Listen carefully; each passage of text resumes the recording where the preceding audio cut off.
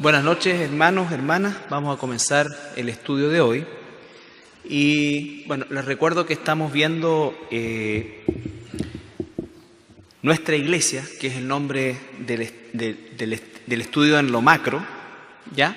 Y hemos ido derivando del concepto de ese estudio a partir de los 5 principios de nuestra iglesia, o los principios doctrinales de nuestra iglesia. No se olviden que allá atrás hay un cuadrito por si quieren verlo, leerlo, ¿no es cierto? Pero esos 5 principios son lo que resumen nuestra línea doctrinal. Cuando uno dice nuestra línea doctrinal, pareciera que pudiera haber la posibilidad de muchas líneas doctrinales. La verdad que hay una sola, ¿sí? Ese es el tema. Pero para poder entender este concepto, ¿no es cierto?, es que nosotros establecimos esos 5 pilares. Bueno, y hemos ido avanzando, ¿no es cierto?, a partir de esos 5 pilares, y estamos analizando las armas espirituales. Y recuerden que las armas espirituales están bien determinadas en cuanto a que su aplicación son, por supuesto, en el campo espiritual, tienen una incidencia directa en nuestra vida, propiamente tal. Pero las armas espirituales, ¿se acuerdan?, tienen un propósito bien determinado. ¿Se acuerdan cuál es ese propósito? Conforme al pasaje.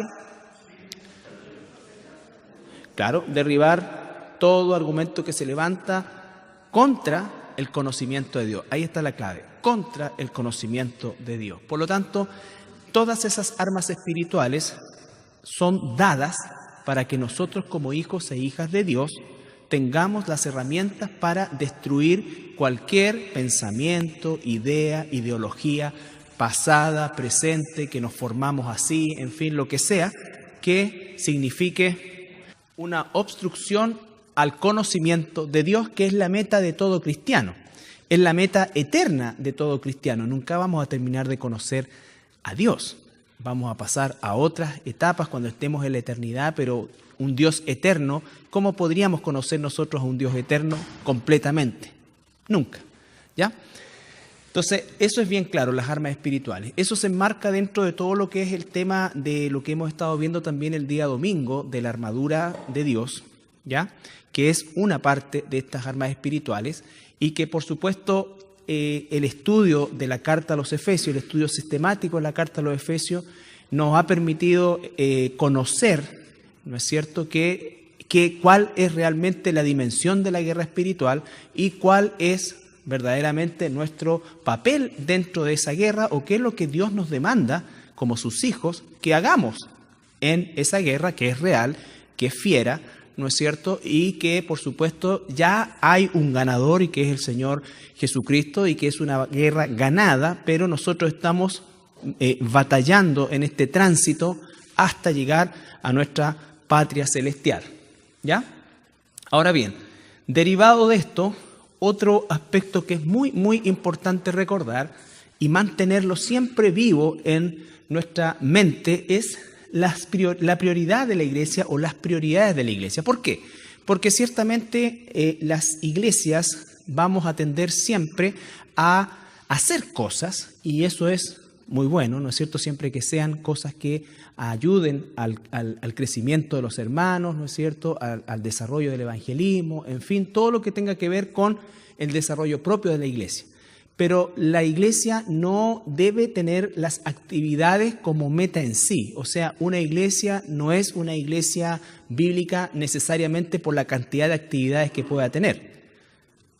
Una iglesia realmente se constituye en una iglesia bíblica cuando no olvida nunca cuál es la prioridad de su existencia. ¿Se acuerdan cuáles son las 4 prioridades que nos entrega ese pasaje? Primero, claro, estar siempre atentos y estar constantemente aprendiendo y creciendo en la doctrina de los apóstoles, es decir, la Biblia o el Nuevo Testamento. Ahora, toda la Biblia es la palabra de Dios, pero para nosotros, cuando hablamos de concepto doctrinal para el tiempo de la iglesia, la tenemos que circunscribir al Nuevo Testamento. El Antiguo Testamento es una historia ¿no es cierto? Y todos los principios que podemos obtener de ahí son válidos. Pero para nosotros la doctrina es el Nuevo Testamento. Así es como la Iglesia tiene que hacer las cosas, ¿ya? Son principios los que sacamos del Antiguo Testamento, por supuesto, y no es que estamos nosotros eliminando el Antiguo Testamento bajo ningún punto de vista y tenemos que leerlo y estudiarlo igual, pero todo lo que es el Antiguo Testamento está perfectamente cumplido en nuestro Señor Jesucristo. Por lo tanto, el Nuevo Testamento es finalmente la culminación de aquello que se escribió antes y que se reveló en la persona de Jesucristo y que se compiló en todo lo que es la obra que Dios hizo a través de los apóstoles, ¿ya? Entonces, por eso es que cuando veamos ya un poco más cómo vamos a estudiar la Escritura en términos generales, congregacionales, personales, nos sirva a todas las áreas, tenemos que considerar eso, porque el estudio del Nuevo Testamento tiene que ser siempre mucho más profundo y más repetitivo, a diferencia del Antiguo Testamento, que más bien nosotros estamos leyendo una historia que debemos también conocerla, ¿no es cierto?, pero que estamos hablando principalmente de hechos de carácter histórico, es decir, no habría más que sacar de una u otra historia, pero saberla, porque siempre hay principio ahí, todo es palabra de Dios, ¿ya? Entonces, perseverar en la doctrina, la comunión, fíjense que no es segundo la oración, es la comunión. Eso significa, ¿perdón? El partimiento del pan, que significa reconocer y recordar que somos salvos por el sacrificio de nuestro Señor Jesucristo, y por supuesto las oraciones individuales, congregacionales, ¿ya? Entonces, las armas espirituales y las prioridades de la Iglesia. Las armas espirituales, sin duda alguna, están en directa función o las vamos a usar en directa relación con la prioridad de la Iglesia.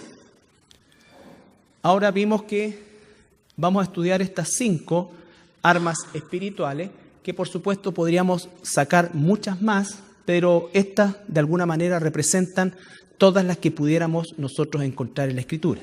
Lo primero, siempre el estudio de la Biblia, la oración, la alabanza, la armadura y la santidad, que aparte de ser un arma en sí, ¿no es cierto?, porque lo que más odia Satanás del pueblo de Dios y de cada uno de los cristianos, de nosotros, sus hijos e hijas, es la santidad. Satanás no puede resistir eso, ¿ya? Entonces, la santidad es una meta permanente, pero también, por supuesto, que es un arma, porque en la medida en que nosotros vivimos en santidad, luchamos por vivir en santidad, ciertamente Satanás no tiene cabida o no encuentra los espacios para provocar, ciertamente, ¿no es cierto?, su daño. Y dijimos el estudio de la palabra, que la conocemos como la palabra de Dios, la palabra de Jesucristo, la verdad, la escritura, todos esos términos que están dentro de la Biblia, por supuesto que se refieren a la Biblia. La palabra Biblia no aparece dentro de la Biblia, porque la palabra Biblia es una biblioteca, ¿ya? Es una biblioteca, es una compilación de libros. Y brevemente recordarnos, ¿cierto?, que el propósito de estudiarla, recuerden eso, cada día, no solo de pan vivirá el hombre, sino que de cada palabra que sale de la boca de Dios como un concepto diario. Entonces, cada día, nosotros, ¿para qué? Para ir llenando nuestra mente de ella, para que nuestra manera de pensar a partir de esta información vaya transformando ese pensamiento. Eso se va a traducir en que vamos a tener una vida mucho más sabia a los ojos de Dios. Vamos a vivir vida sabia a los ojos de Dios. Recuerden cuando Efesios dice, ¿no es cierto?, que andemos como sabios y no como necios. Y diríamos nosotros, la medida para esa sabiduría es el conocimiento de Dios, ¿no es cierto?, que seamos entendidos en cuál sea la voluntad de Dios, buena, agradable y perfecta, agrega. Y eso también, por supuesto, que nos deja aptos y preparados para que Dios nos use, que es finalmente el concepto de toda buena obra. Bueno, los propósitos, dentro de eso, reconocer los privilegios que tenemos, o el privilegio que tenemos de nosotros conocer la Escritura, de que sea nuestro alimento diario, y algunos propósitos: temor de Dios, carácter de Cristo, conocer a Dios, conocer a Cristo, y finalmente recuerden que todo esto que estamos estudiando tiene como meta que el Espíritu Santo transforme nuestra manera de ser. Transforme nuestra manera de ser, ¿ya? Todos, absolutamente todos estamos necesitados de ser transformados todo el tiempo, ¿ya? Entonces, eso no significa que Dios no ha hecho progresos en nosotros. Claro que los ha hecho, pero nadie se gradúa, ¿no es cierto? Y todos, hasta el final de nuestros días sobre esta tierra, estaremos sometidos a este proceso de transformación, ¿ya? Bueno, y algunas consideraciones en cuanto a la ejecución, ya llevándolo al plano práctico propiamente tal, la disposición a leerla. Recuerden ustedes que el concepto de disposición o la palabra disposición no es sinónimo de ganas, ¿ya? Disposición no es un sinónimo de ganas.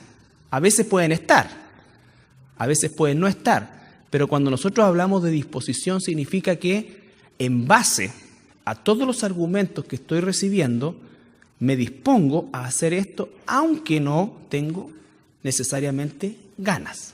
¿Estamos? Eso es muy, muy importante. Cuando tú a las 6:30 de la mañana, ¿no es cierto?, te levantas al baño y le echas una miradita a la ventana y tienes frío, obviamente no tienes necesariamente ganas de salir corriendo a tu trabajo, de en el taco y esto, o sea, pero te dispones, eso es decir, que tienes una actitud en función de lo que significa ir o no ir. Entonces, eso espero, hermanos, que sean las cosas que nosotros vamos,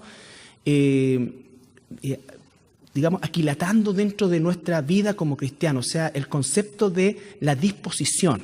Porque a veces dice, esta persona tiene buena disposición, pero la verdad que es una persona que es muy ganosa, a lo mejor. La disposición, quiera Dios que siempre sea también ganosa, pero la disposición implica que en base a el peso de lo que significa hacer o no hacer una cosa, ¿no es cierto?, lo hacemos, ¿ya? Eso es fundamental y eso es un acto nuestro de la voluntad. Esa parte es la que tenemos que poner nosotros, el disponer. Dice la Biblia que el Señor coloca el querer y el hacer, pero tengo que disponerme a querer y hacer, ¿ya? Nunca va a venir en un deseo. Él hace el querer y el hacer, pero eso no significa que Él va a poner las ganas en ti o en mí, ¿ya? Sino que la disposición es eso, establecer. Tenemos que estar dispuestos. A nadie le gusta ser corregido, ¿no es cierto? A nadie nos gusta ser corregido, pero el disponernos significa que tenemos que establecer una posición a pesar de, porque hay un propósito y hay un beneficio mayor, ¿ya? Cuando tú o yo seamos disciplinados por la iglesia en tal o cual falta que hemos cometido, nosotros, ¿qué es lo que tenemos que hacer? Disponernos. Ya, porque lo más fácil es, no vengo más, ya renuncio, que otro lo haga. Es la tendencia natural, pero disposición. Entonces, por favor, eso bien importante, disponerse. A veces venimos con muchas ganas al estudio, con muchas ganas al servicio, con muchas ganas a la reunión, pero no debe ser eso el motor. El motor es la disposición. ¿Por qué? Porque sé lo que eso significa. ¿Ya? Y por supuesto, la idea es establecer siempre un orden, una disciplina y hacerlo sistemáticamente. Para poder estudiar la Biblia, necesariamente tiene que ser hecha sistemáticamente. Eso significa que independiente del libro que escojamos, o que se escoja, o que tú escojas en tu tiempo personal, tienes que comenzarlo y terminarlo. Uno puede hacer recomendaciones. Por ejemplo, todo este año hemos estado leyendo el libro de Efesios. Es una buena oportunidad para que cada uno de nosotros lea varias veces el libro de Efesios, ¿no es cierto?, y vaya adquiriendo un cierto ritmo, porque además es lo que estamos enseñando y estamos predicando. Si tiene su propio libro que está leyendo, bien también, ¿me entiendes? Pero el establecer un orden sistemático es clave para poder estudiar la Biblia. No podemos nosotros pretender estudiar la Biblia en lo que significa eso si vamos a hacer lecturas salpicadas, ¿ya? Ahora me quiero disculpar porque la semana pasada yo hablé de tirar todos los pancitos de vida a una hoguera, entonces alguien se ofendió y les pido disculpas, ¿verdad? Uno a veces me olvido que estoy a lo mejor viendo en otros lados y que se llenen susceptibilidades. No es mi intención hacerlo, o sea, son tonteras que uno dice, ¿no es cierto?, y tienen relación más que nada con el hecho de que no hagan eso. Ya no en el sentido de que no es una prohibición, sino que si queremos realmente nosotros avanzar y aprender a estudiar la Biblia, tenemos que evitar todos estos caminos o recovecos, ¿no es cierto?, o tratar de acortar camino. No se puede acortar camino, no se puede acortar camino. ¿Ya? Por eso cuando hablaba yo que efectivamente cuando se habla de una línea doctrinal, el concepto de línea doctrinal es un concepto como que da la idea de que hay como muchas líneas doctrinales, pero si todos fuéramos verdaderamente bíblicos, iríamos a la única línea doctrinal que hay, no hay otra. No es que existan muchas líneas doctrinales, hay una sola. ¿Ya? Y hacerlo a diario y también unas recomendaciones varias veces en el día por lo que nosotros habíamos conversado. Bueno, ¿qué es lo que sugerimos nosotros ahora como iglesia? Poder entender, mire, hay muchos sistemas buenos para estudiar la Biblia y todos más o menos convergen en los mismos puntos. ¿Ya? Esto es un resumen de algo, no estamos inventando algo y esto lo han hecho nuestros hermanos a lo largo de los siglos, aquellos que verdaderamente estudian la Biblia y han estudiado la Biblia. Esta es la única forma de hacerlo, ¿no es cierto?, para entender y obtener el beneficio de hacerlo. ¿Ya? Lo primero, dijimos, era leer. Lo segundo, interpretar. Lo tercero, por supuesto, que viene la aplicación. Lo cuarto, la meditación. Y lo quinto, enseñarla o compartirla. Leerla, por supuesto que vamos a trabajar hoy día un poquito sobre eso, pero es lo obvio. Si no leemos nada, entonces no sabemos nada. Después la interpretación, también es importante hacerlo a la luz de la Escritura. ¿Qué significa eso? La Biblia dice que ninguna escritura es o se puede interpretar de manera privada, o sea, no podemos nosotros comenzar a hacer lo que estas reuniones que se hacían habitualmente o que se hacen todavía, ¿no es cierto? Entonces hay alguien y estamos todos sentados con un cafecito, un quequito, lo cual está muy bien, pero entonces leemos un pasaje de la Biblia y ¿qué significa para ti esto? ¿Cómo te llega? ¿Cómo te llega a ti? ¿Tú qué crees de esto? Y mira, yo creo. Y de repente, de acuerdo al número de participantes, son las opiniones que hay y todos se van a su casa con eso. Eso no es un estudio bíblico. Alguien tiene que interpretarla. Y esa interpretación no puede ser en función de los pareceres. Si ustedes analizan la predicación que yo por lo menos hago, es muy sencilla porque es explicar la Biblia con la Biblia. No hay otra esencia. La Biblia explica la Biblia, eso es un principio. Es un principio de interpretación. Por lo tanto, para poder interpretar la Biblia necesitamos recurrir a la Biblia. ¿Ya? Recuerden que una de las objeciones, por llamarlo de alguna manera, del mundo inconverso es en relación a que te dice, no, es que hay muchas formas de interpretarlo. Ustedes lo interpretan así, esto lo interpretan así. Y la verdad es que hay una sola forma de interpretarlo. ¿Ya? Por supuesto que hay brechas, que las vamos a ver también, que de alguna manera nos ayudan a ese proceso de interpretación. Pero la Biblia interpreta la Biblia. ¿Qué vino a hacer Jesucristo? A cumplir todo lo que de Él se había profetizado en los profetas y los salmos. Eso es lo que dice, ¿no es cierto? Por lo tanto, lo que nosotros quizás leemos acá y no sabemos su origen, lo vamos a entender sumándole esto y viceversa. Y viceversa. ¿Ya? Entonces, leer, interpretar, aplicar. Obviamente, este es un proceso dinámico. Esto está separado, por supuesto, para enseñarlo, pero es un proceso dinámico permanente y quiera Dios que siempre sea ascendente. Aplicarlo, eso significa llevarla a las acciones diarias. Lo que estoy aprendiendo, lo que estoy entendiendo, llevarlo a las acciones diarias. La meditación está ahí y no ahí, porque la meditación es la mezcla o la suma de lo que sé, de lo que entiendo y de lo que hago. Tú te sientas a meditar, por ejemplo, al final del día y analizas acciones puntuales a lo mejor donde cómo es que respondiste, cómo es que hiciste y en tu mente está la escritura, entonces la apliqué, no la apliqué, desobedecí, pequé. ¿Me entiendes? Esa es la meditación. Meditar no es algo místico como en la nada. Meditar tiene que ser necesariamente sobre, por supuesto, la escritura, pero la escritura aplicada. La meditación es una especie de evaluación que yo me hago en función de la misma escritura. ¿Ya? La meditación implica necesariamente un conocimiento de la escritura sumado a una aplicación. ¿Ya? ¿Por qué? Hay una diferencia, y esto es de carácter de estudio teológico, si ustedes quieren, que es una cosa que se llama la contemplación. La contemplación no necesariamente es aplicación, porque la contemplación es que un pasaje a mí me produce algo, ¿no es cierto?, de verdad. Por ejemplo, si tú lees la historia de tal o cual personaje y ves su fidelidad y ves esto y ves cómo esto, entonces tú contemplas eso, ya no solamente lo estás leyendo, no solamente lo estás observando, sino que además hay una actitud contemplativa, y eso implica que tú estás de alguna manera sintiendo y teniendo eso mucho más profundo. Pero la meditación tiene que ver conmigo. Yo medito, hice, no hice la voluntad de Dios. Estoy haciendo una especie de evaluación, ¿ya? Y lo último, que es tan importante, enseñarla y compartirla a cualquier nivel. La palabra dice, estén siempre preparados para responder si alguien les pregunta por qué creen lo que creen, parafraseándolo. Pero nosotros, créanme que una de las mejores maneras de desarrollar el conocimiento bíblico y darle una utilidad, que es finalmente también parte de esto, es poder enseñarla. A cualquier nivel, hermano, a cualquier nivel. Lo que estoy haciendo yo es un nivel, ni mejor ni peor que otros. Es un nivel. Tú tienes un nivel familiar.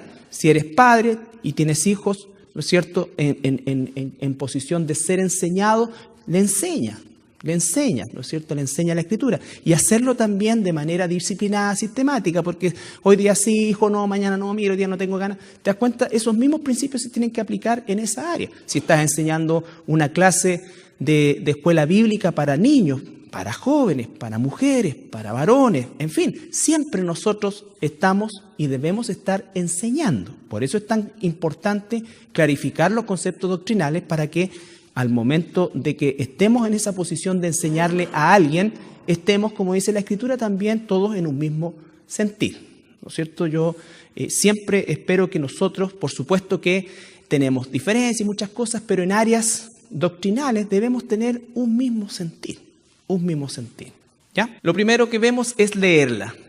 Y la lectura de la Biblia necesariamente responde la pregunta, ¿qué dice la Biblia? Ni siquiera si estoy de acuerdo o no, todavía, estoy hablando en términos generales, sino que ¿qué dice la Biblia? ¿Ya?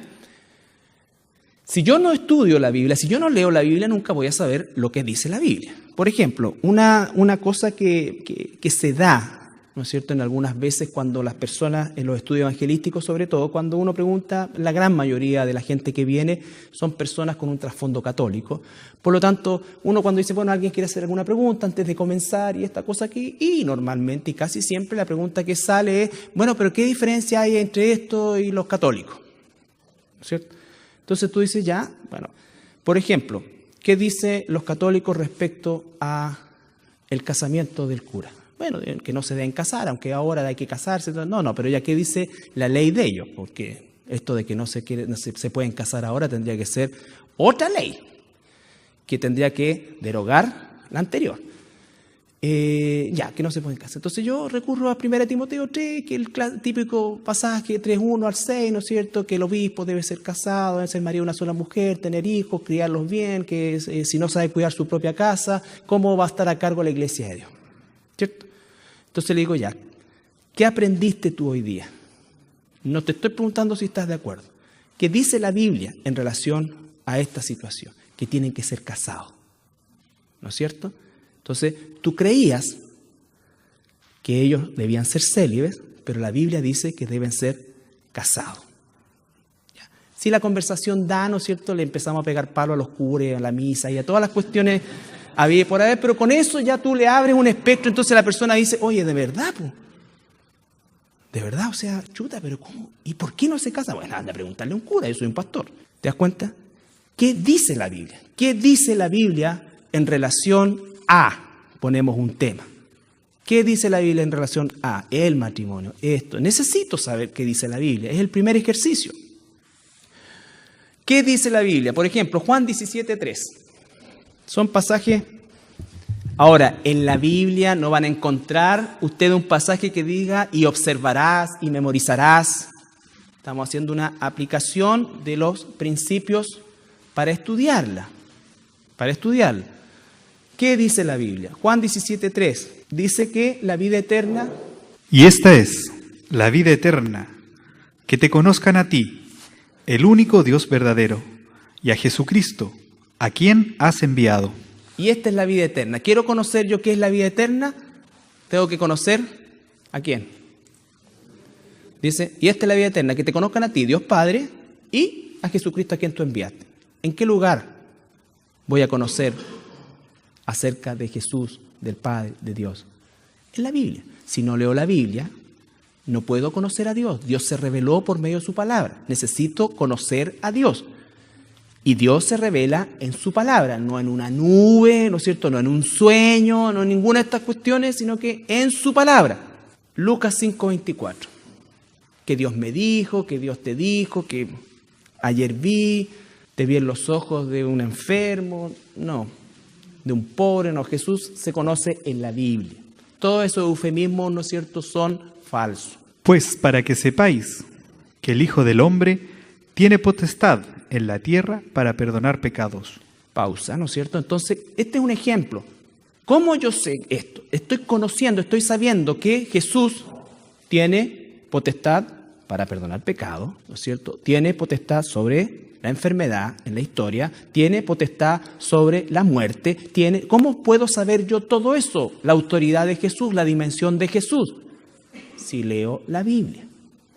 ¿Ya? Si leo la Biblia. 1 Juan 5:13.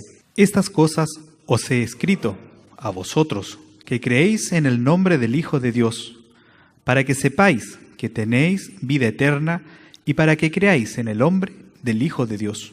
Entonces, todo lo que se ha escrito es para que sepas. Si no lees, no sabes, ignoras. ¿Te das cuenta? Desgraciadamente, parte del pueblo de Dios ignora la voluntad de Dios porque no lee la Biblia.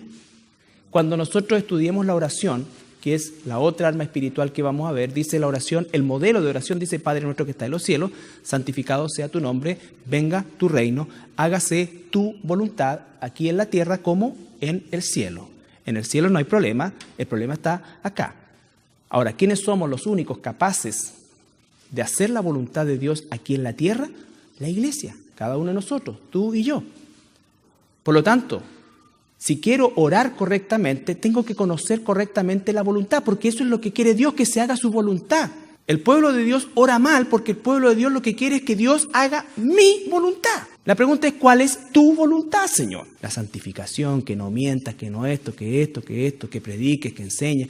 Todo lo que... Esa es la voluntad de Dios. La voluntad de Dios es, en resumen, vuestra santificación, dice la Escritura. Esa es la voluntad de Dios. Y la voluntad de Dios es dejarnos abandonados, no, pero Él dio un orden. En Mateo dice: busquen el reino de Dios y su justicia, que significa o es sinónimo de su voluntad, y lo demás va a ser añadido. Nosotros ni pensemos que invirtiendo el orden vamos a estar orando correctamente. Vamos a estar orando correctamente. Por lo tanto, gran parte del pueblo de Dios en sus oraciones está a la cochihuahua y a la misericordia de Dios nomás. Pero oran porque oran mal, oramos mal. Tenemos que aprender a orar. La oración de cada hijo de Dios tiene una prioridad determinada por aquel que nos compró. ¿Eso significa que nunca vas a orar por tus estudios, si estás enfermo, si te pasó esto? Claro que sí. Pero el foco de nuestra oración es: hágase tu voluntad.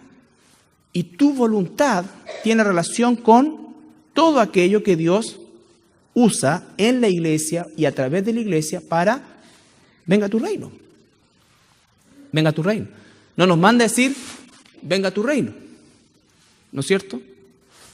Nosotros tenemos una misión dentro de este concepto.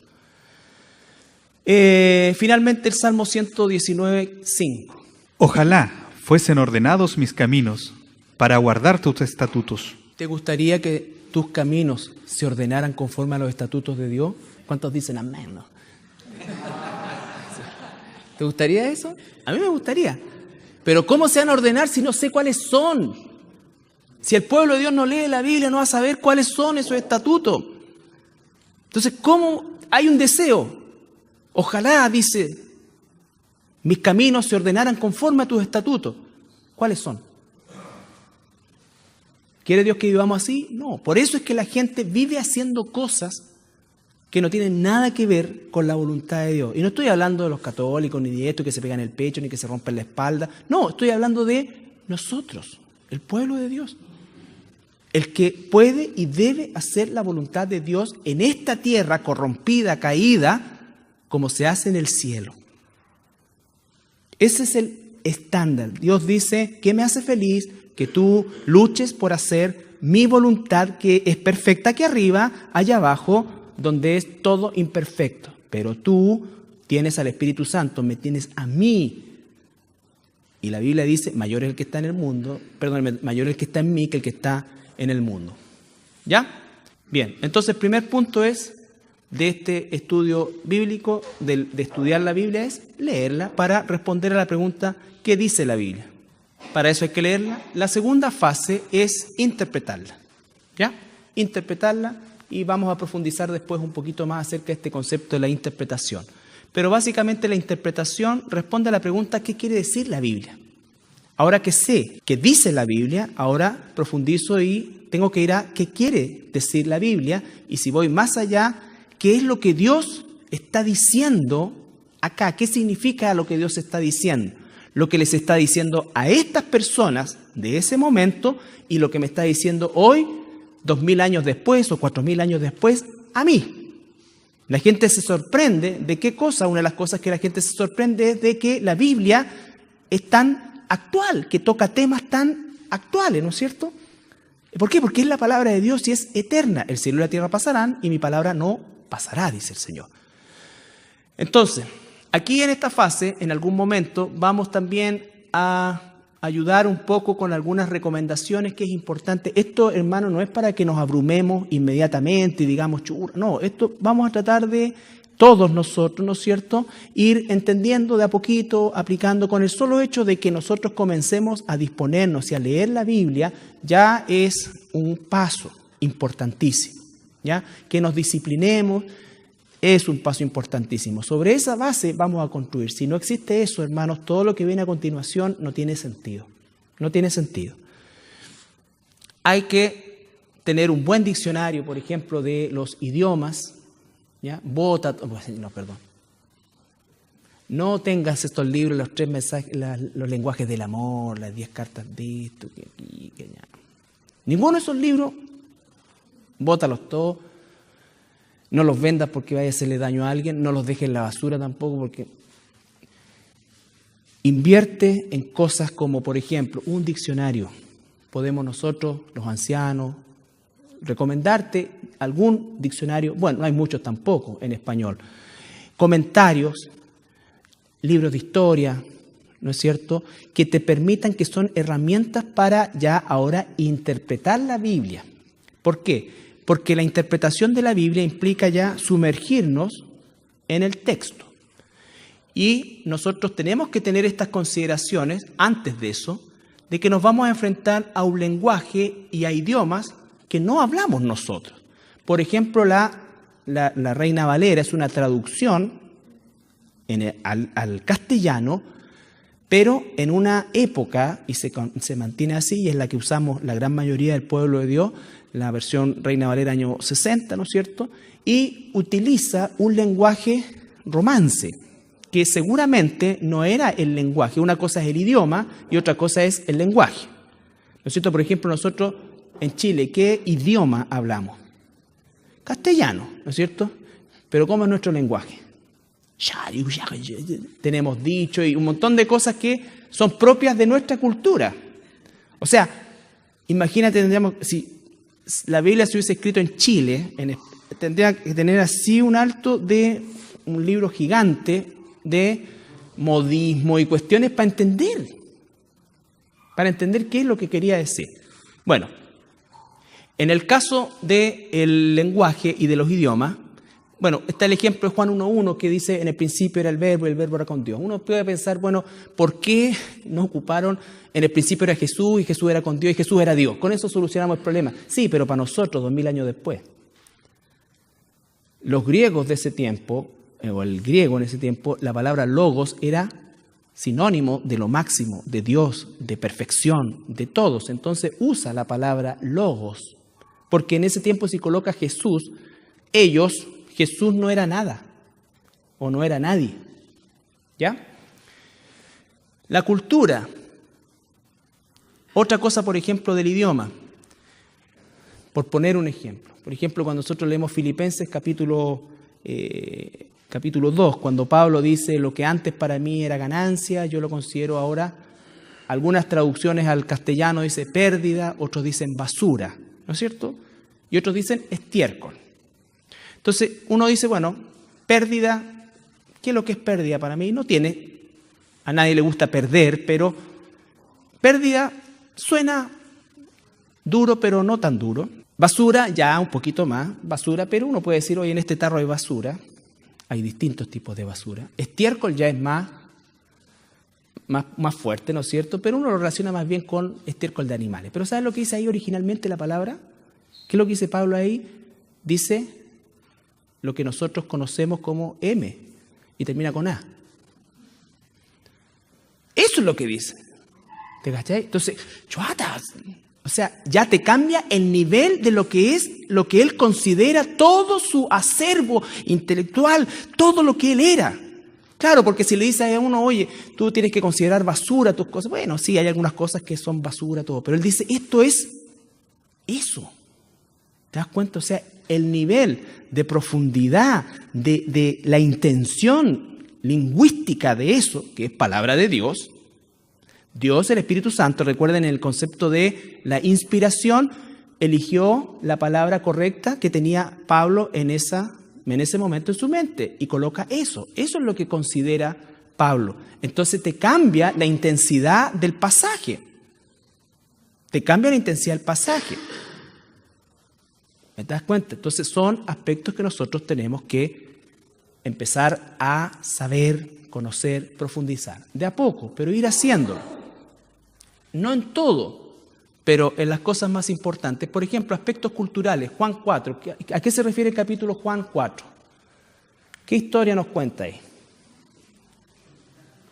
La samaritana, ¿no es cierto?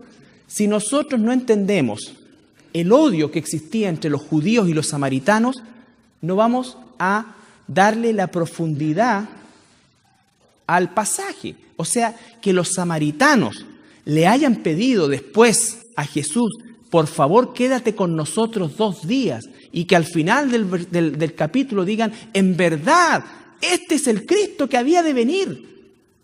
Eso es, pero gigantesco, es tremendo, porque los samaritanos y los judíos, ahí dice, no se tratan, pero dice, no se hablan, ¿ya? No se hablan. Y eso hace referencia a la relación que existía y tenemos que conocer el origen de los samaritanos, tenemos que conocer el conflicto, el odio que existía entre ellos. Los judíos, saduceos y fariseos, que eran los encargados del templo, no permitían que ningún samaritano entrara siquiera a las inmediaciones, al patio de los gentiles del templo. Al punto, entonces, que los samaritanos escribieron su propio Pentateuco y establecieron su propio lugar de adoración. ¿Se acuerdan el pasaje? Dice la mujer, nuestros padres dicen que hay que ir a adorar al monte de Genezarim. Y ustedes los judíos dicen que hay que adorar en el monte Sión. Y Jesús les dice, va a llegar el día en que ni aquí ni acá va a ser el lugar, porque Dios está buscando verdaderos adoradores en espíritu y en verdad. Pero el punto es que ahí hay una información, o sea, ellos habían llegado a construir su propio santuario. Su propio santuario. Pero eso lo conocemos ¿cómo? A través de la lectura, de la historia, de conocer el contexto, la cultura, los hechos. Por ejemplo, ¿por qué Jesús demoró 4 días y no 3? O sea, si se hubiese demorado 2, muerto estaba Lázaro y seguía muerto. ¿Ya? Pero ¿por qué se demoró 4?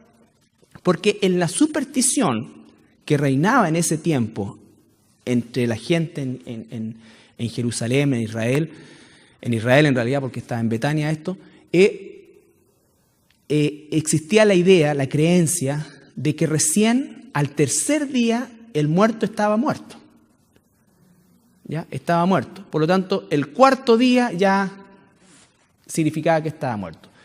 ¿Por qué? Porque decían que durante esos 3 días el espíritu del muerto andaba rondando por ahí. Al punto que en los sepulcros de la gente rica, para que veamos que esta idea supersticiosa era transversal, que eran donde Jesús fue sepultado, ¿no es cierto? Fue en una peña, en una cueva, en una roca, ¿no es cierto? Y ellos hacían unas ventanitas chiquititas al lado. Y yo en alguna oportunidad le pregunté a un rabino, ¿ya? Y me dijo, no, porque esa era la puerta por donde al cuarto día el espíritu del hombre salía. ¿Te das cuenta? Entonces, cuando Jesús llega al cuarto día, ¿qué está? Entonces, médicamente, como queramos, estaba muerto. Pero además, Jesús no iba a dejar lugar a duda de que ese hombre, incluso para los supersticiosos, estaba muerto. Ya estaba muerto. Entonces, son aspectos que nosotros vamos conociendo a partir de la historia. Yo sé que a lo mejor a algunos no les gusta la historia, a algunos no estamos pidiendo que nos transformemos en historiadores ni nada, pero son aspectos a considerar cuando estamos hablando de la interpretación, porque eso va a hablar mucho del pasaje y nos va a enseñar mucho referente a eso. ¿Ya? La geografía. Juan 2:13. Subió Jesús a Jerusalén. Nosotros vivimos en un país que mayoritariamente, salvo algunas partes del norte y la cordillera acá, pero si nosotros no conocemos un dato geográfico mínimo de que Jerusalén está 870 metros sobre el nivel del mar, por lo tanto, de cualquier parte de Israel en que se quiera ir a Jerusalén, están siempre subiendo, ¿ya? Y eso es importante porque determinaba muchas veces los días de marcha, ¿no es cierto?, las rutas, en fin, todo lo que significaba este proceso, pero van subiendo a Jerusalén. También, por ejemplo, entender aspectos como lo que pasó con Lázaro, que fue un milagro portentoso, pero ese milagro se realizó en una localidad muy pequeña llamada Betania, a unos 10 kilómetros de Jerusalén. ¿Ya? ¿Cómo nosotros entendemos que lo que hizo Jesús se esparció rápidamente, rápido para ese tiempo, no ahora, pero rápido, ¿no es cierto? ¿Por qué? Porque Betania, o esa zona de Betania, era como una pequeña desviación para seguramente abastecerse o descansar de la carretera más importante que atravesaba de sur a norte y de norte a sur la carretera Ignacia, la carretera romana, y por lo tanto eso era tráfico, comercio. Por lo tanto, lo que sucedía en Betania, con mucha más rapidez que en otras comarcas, se podía conocer, porque todos se enteraban de eso y seguían camino, entonces llevaban la noticia más rápido a todas otras partes. Entonces, son datos que a lo mejor, de hecho, no tienen un concepto ni espiritual ni nada, pero nos ayudan a ir entendiendo. ¿Ya? Son aspectos para la interpretación. La Biblia interpreta la Biblia, pero estos aspectos son importantes a considerar y que nosotros los tengamos en mente, porque a veces hay cosas que nos parecen como medias raras y que no nos cuadran mucho, y a lo mejor entendiendo un poco el contexto histórico, vamos a poder decir, y sobre todo en esta época. ¿Ya? La historia contemporánea, muy importante eso. Por ejemplo, tenemos Lucas 2, cuando dice, en el año primero de Tiberio César se hizo un censo y todos tenían que subir a Jerusalén. Entonces podemos entender por qué es que la urgencia de José de ir a Belén, a pesar de la condición en que se encontraba María. ¿Por qué? Porque había una ordenanza y una urgencia de este censo. Entonces, no es que José dijo, ya vamos para que tengas el bebé rápido, ¿no es cierto? Va y caminemos para que se nazca luego. No, había que ir allá. ¿Ya? Si uno, por ejemplo, puede entender un poco y estudiar la historia de cómo Pilato o por qué Pilato cedió finalmente a la presión de los saduceos y fariseos, por supuesto que alguien podría decir, bueno, eso estaba determinado por Dios y así iba a pasar. Claro que sí, pero nos da la riqueza de entender las cosas. Por ejemplo, en el caso que estoy diciendo de Pilato, Pilato llegó a la tierra de Israel castigado, ¿ya? Porque nadie era premiado, todos los que llegaban ahí estaban prácticamente desterrados, los sacaban del lujo, la pompa, la depravación de Roma y lo llevaban a un lugar tierroso con un pueblo extraño. Era un castigo. Él llegó ahí castigado, venía en capilla, ¿ya? Y él, cuando llega a la tierra de Israel, él llega a tratar de establecer el culto al emperador. Esa era su meta. Él llegó con sus banderas, con sus ídolos, y él quiso establecer en Israel el culto al emperador. Los saduceos y fariseos enviaron una comitiva a Roma y lo fueron a acusar con el emperador. El emperador mandó de vuelta una legión y le pegaron la apretada a Pilato, ¿no es cierto? Y con advertencia de cortarle la cabeza si volvía a molestar a los judíos en cuestiones, dice la historia, de su culto. En cuestiones de su culto. ¿Por qué? Los judíos le reportaban mucha plata en impuestos al imperio. De hecho, no había nadie más en ese pedazo de tierra. Israel era lo único que valía la pena de ir, a los únicos que podían sacarle mucha plata. Entonces, Pilato no quería tener otro problema con los fariseos, con los judíos, y él entonces, a pesar de que estaba convencido de la inocencia de Jesús, él dice, bueno, ya, voy a buscar una manera, porque hay una razón también en eso. No quería otra queja a Roma. Recuerden que los fariseos le dicen, no tenemos otro rey que César. Entonces, ese nivel de presión de influencia que nos da a conocer la historia nos agrega elementos para entender por qué Pilato se vio presionado y finalmente tuvo que ceder a pesar de que él estaba sumamente convencido de que Jesús era inocente. Si nosotros nos ponemos en el concepto que conocemos de los romanos nos iban a hacer problema de esto. Vayan y armen sus cuestiones y qué tanto. No, que queremos, listo, te fuiste. Pero Pilato buscó la forma de liberarlo por acá, y que finalmente... Entonces, esos son aspectos puntualmente históricos y finalmente vamos a revisar algo de aspectos gramaticales o formas verbales, figuras literarias, que es importante también conocer. Por ejemplo, hay figuras literarias como Jesús dijo, yo soy la puerta. Jesús dijo, ¿no es cierto?, yo soy el camino. Entonces, todos esos aspectos son también figuras, pero que están diciendo una verdad literal.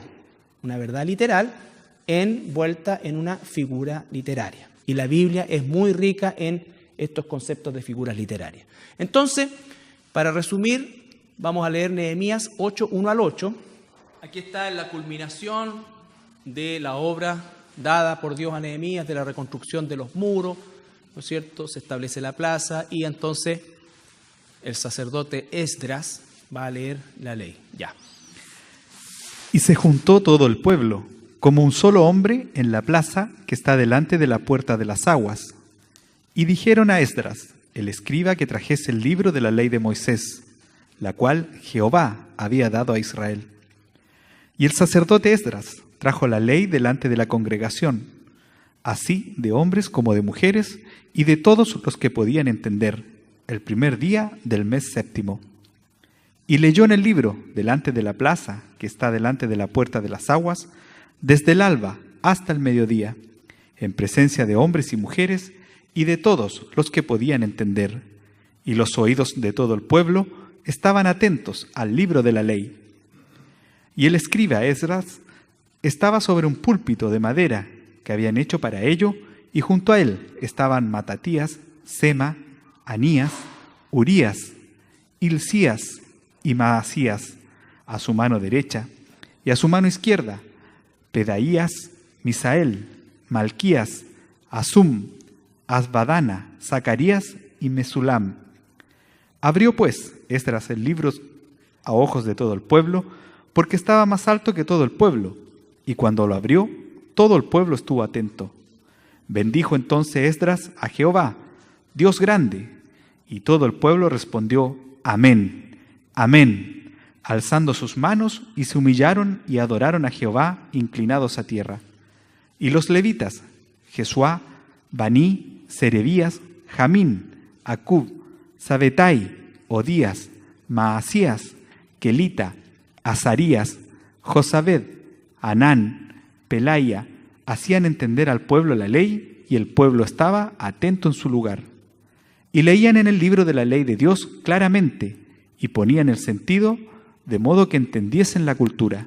Entonces, bueno, en aquel entonces no existía el privilegio que tenemos hoy día de tener cada uno una copia de la Biblia, ¿no es cierto? No existía eso.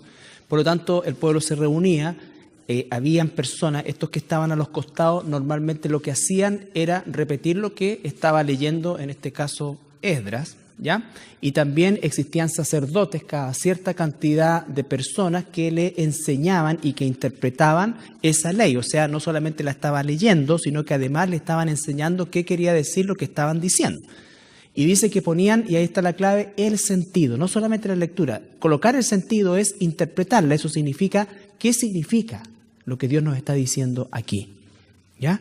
Entonces, nosotros, hermanos, hermanas, tenemos que saber que este va a ser es un proceso para todos nosotros, ¿ya? Y que la idea es que estos elementos, poco a poco tú los vayas después incorporando, algunos más, otros menos, pero que hay estos aspectos que yo no puedo dejar de lado, y cuando me surja alguna duda respecto a algo o alguna contradicción, o de repente, por ejemplo, si hablamos en la Biblia dice el bautismo por los muertos, hay un versículo que habla de bautismo por los muertos, pero yo puedo hacer una doctrina de un versículo sin entender por qué se dijo lo que se dijo. No, porque en ninguna otra parte más.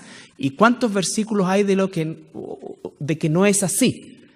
¿Me entiende? Alguien puede decir, ay, viste, pero ¿cómo se ahí la Biblia? Dice, sí, pero tengo que entender, recuerden cuál es el lema de nuestra iglesia, el Salmo 19, 160, la suma de tu palabra es la verdad. Nunca la Biblia va a contradecir una doctrina como en sí, ¿ya? Entonces, es importante esto, pero el punto de partida, lo que estés leyendo, mi sugerencia era leer Efesios, ¿no es cierto? También porque lo estamos estudiando, lo estamos leyendo, o el libro que estés leyendo, comienza a hacerlo de manera sistemáticamente, disciplínate, coloca un tiempo específico, hazlo varias veces, avanza de a poquito, todo lo que hemos ido diciendo para que este engranaje comience a moverse, a moverse.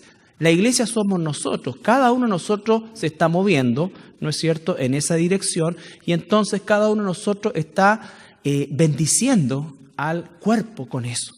Entonces no basta con que lo hagan unos pocos. Esto tampoco está hecho bajo ningún punto de vista con el propósito de que nosotros nos transformemos en eruditos bíblicos, no, porque el propósito final, principal, de todo lo que estamos aprendiendo es para que Dios transforme nuestra manera de pensar, nuestra manera de vivir, y que en definitiva cada cosa que hagamos en la vida práctica sea para su gloria. Pero tenemos que hacerlo, ¿no es cierto? Esto es un método, es una forma. No van a encontrar mucha variedad más, porque no hay otra forma de hacerlo. Si no leo la Biblia, no voy a saber lo que Dios dice. Si no interpreto la Biblia, no voy a saber qué quiere decir. Si no la aplico, me transformo en un teórico, solamente en un religioso.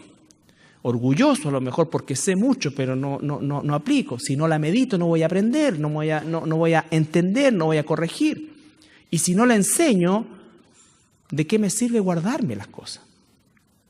¿Te das cuenta? Entonces, no hay forma de eludir cualquiera de estos puntos como método de estudiar la Biblia. Y la finalidad es esa, que Dios cambie nuestra manera de pensar, cambie nuestra manera de vivir, nos transforme y nos use para su gloria. ¿Ya?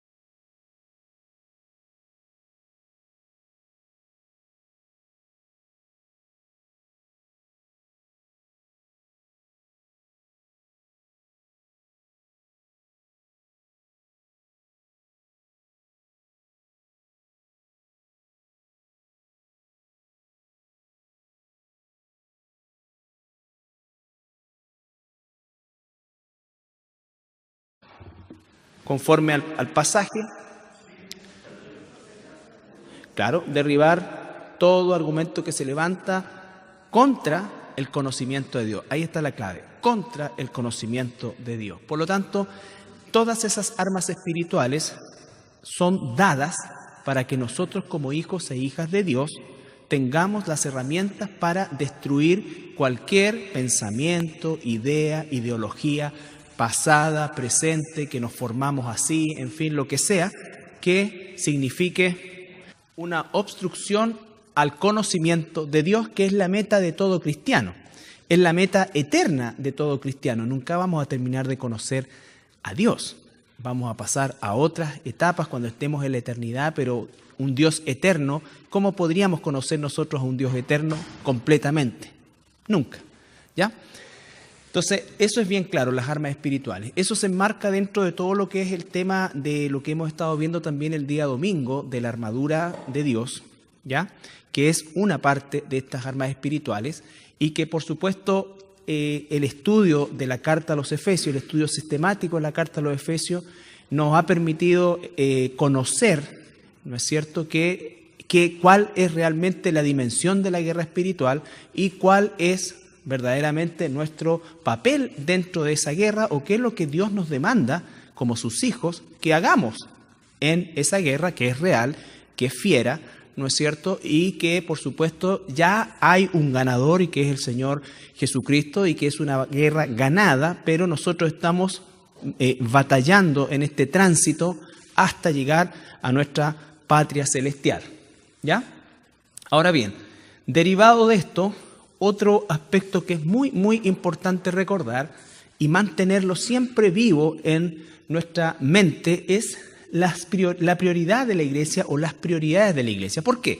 Porque ciertamente las iglesias vamos a tender siempre a hacer cosas, y eso es muy bueno, ¿no es cierto? Siempre que sean cosas que ayuden al crecimiento de los hermanos, ¿no es cierto? Al desarrollo del evangelismo, en fin, todo lo que tenga que ver con el desarrollo propio de la iglesia.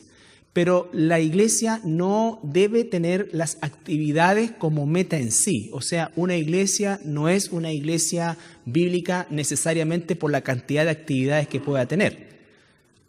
Una iglesia realmente constituye o se constituye en una iglesia bíblica cuando no olvida nunca cuál es la prioridad de su existencia. ¿Se acuerdan cuáles son las 4 prioridades que nos entrega ese pasaje?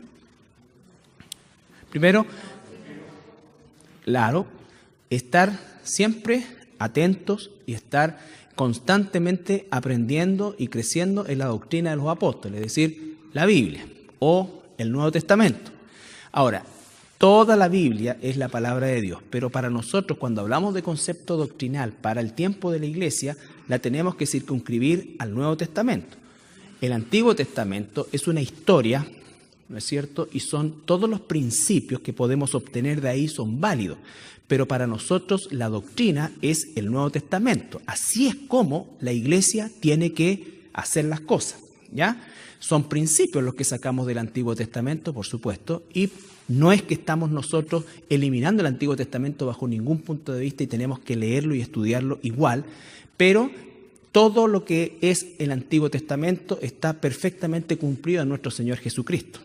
Por lo tanto, el Nuevo Testamento es finalmente la culminación de aquello que se escribió antes y que se reveló en la persona de Jesucristo y que se compiló en todo lo que es la obra que Dios hizo a través de los apóstoles, ¿ya? Entonces, por eso es que cuando veamos ya un poco más cómo vamos a estudiar la Escritura en términos generales, congregacionales, personales, nos sirva a todas las áreas, tenemos que considerar eso, porque el estudio del Nuevo Testamento tiene que ser siempre mucho más profundo y más repetitivo, a diferencia del Antiguo Testamento, que más bien nosotros estamos leyendo una historia que debemos también conocerla, ¿no es cierto?, pero que estamos hablando principalmente de hechos de carácter histórico, es decir, no habría más que sacar de una u otra historia, pero saberla, porque siempre hay principio ahí, todo es palabra de Dios, ¿ya? Entonces, perseverar en la doctrina, la comunión, fíjense que no es segundo la oración, es la comunión. Eso significa, ¿perdón? el partimiento del pan, que significa reconocer y recordar que somos salvos por el sacrificio de nuestro Señor Jesucristo, y por supuesto las oraciones individuales, congregacionales. ¿Ya? Entonces, las armas espirituales y las prioridades de la iglesia. Las armas espirituales, sin duda alguna, están en directa función o las vamos a usar en directa relación con la prioridad de la iglesia. Ahora vimos que vamos a estudiar estas 5 armas espirituales, que por supuesto podríamos sacar muchas más, pero estas de alguna manera representan todas las que pudiéramos nosotros encontrar en la Escritura. Lo primero, siempre el estudio de la Biblia, la oración, la alabanza, la armadura y la santidad, que aparte de ser un arma en sí, ¿no es cierto? Porque lo que más odia Satanás del pueblo de Dios y de cada uno de los cristianos, de nosotros, sus hijos e hijas, es la santidad. Satanás no puede resistir eso, ¿ya? Entonces, la santidad es una meta permanente, pero también, por supuesto, que es un arma, porque en la medida en que nosotros vivimos en santidad, luchamos por vivir en santidad, ciertamente Satanás no tiene cabida o no encuentra los espacios para provocar, ciertamente, ¿no es cierto?, su daño. Y dijimos el estudio de la palabra, que la conocemos como la palabra de Dios, la palabra de Jesucristo, la verdad, la escritura, todos esos términos que están dentro de la Biblia, por supuesto que se refieren a la Biblia. La palabra Biblia no aparece dentro de la Biblia, porque la palabra Biblia es una biblioteca, ¿ya? Es una biblioteca, es una compilación de libros. Y brevemente recordarnos, ¿cierto?, que el propósito de estudiarla, recuerden eso, cada día, no solo de pan vivirá el hombre, sino que de cada palabra que sale de la boca de Dios como un concepto diario. Entonces, cada día, nosotros, ¿para qué? Para ir llenando nuestra mente de ella, para que nuestra manera de pensar a partir de esta información vaya transformando ese pensamiento. Eso se va a traducir en que vamos a tener una vida mucho más sabia a los ojos de Dios. Vamos a vivir vida sabia a los ojos de Dios. Recuerden cuando Efesios dice, ¿no es cierto?, que andemos como sabios y no como necios. Y diríamos nosotros, la medida para esa sabiduría es el conocimiento de Dios, ¿no es cierto?, que seamos entendidos en cuál sea la voluntad de Dios, buena, agradable y perfecta, agrega. Y eso también, por supuesto, que nos deja aptos y preparados para que Dios nos use, que es finalmente el concepto de toda buena obra. Bueno, los propósitos, dentro de eso, reconocer los privilegios que tenemos, o el privilegio que tenemos de nosotros conocer la Escritura, de que sea nuestro alimento diario, y algunos propósitos: temor de Dios, carácter de Cristo, conocer a Dios, conocer a Cristo, y finalmente recuerden que todo esto que estamos estudiando tiene como meta que el Espíritu Santo transforme nuestra manera de ser. Transforme nuestra manera de ser, ¿ya? Todos, absolutamente todos estamos.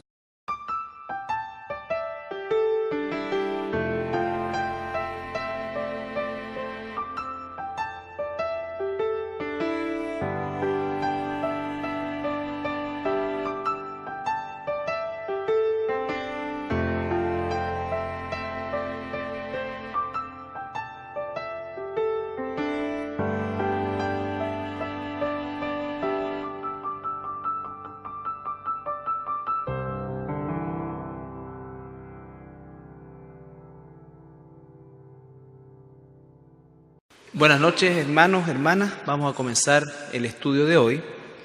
Y bueno, les recuerdo que estamos viendo nuestra iglesia, que es el nombre del estudio en lo macro, ¿ya? Y hemos ido derivando del concepto de ese estudio a partir de los 5 principios de nuestra iglesia, o los principios doctrinales de nuestra iglesia. No se olviden que allá atrás hay un cuadrito por si quieren verlo, leerlo, ¿no es cierto? Pero esos 5 principios son lo que resumen nuestra línea doctrinal. Cuando uno dice nuestra línea doctrinal, pareciera que pudiera haber la posibilidad de muchas líneas doctrinales. La verdad que hay una sola, ¿sí? Ese es el tema.